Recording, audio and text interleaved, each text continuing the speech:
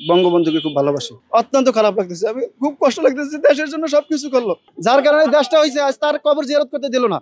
আসছি জিয়ারত করার জন্য আসছি এবং তার জন্য খতম করে দোয়া এখানে দোয়া করার জন্য আসছি। আমার নাম মাওলানা ওলিউল্লাহ, পিরিজপুর থেকে আসছি। পিরিজপুর থেকে আসছি আমি। থাকি ঢাকা, আসছি কিছুদিন আগে। ঢাকা এক জায়গায় থাকি। বঙ্গবন্ধুকে খুব ভালোবাসি। আসছি এখানে তার বাড়িটা জিয়ারত করার জন্য আসছি।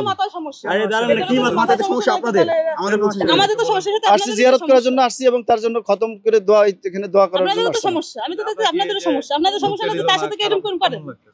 অত্যন্ত খারাপ লাগতেছে, আমি খুব কষ্ট লাগতেছে। দেশের জন্য সবকিছু করলো, তার জন্য আজ এই অবস্থা।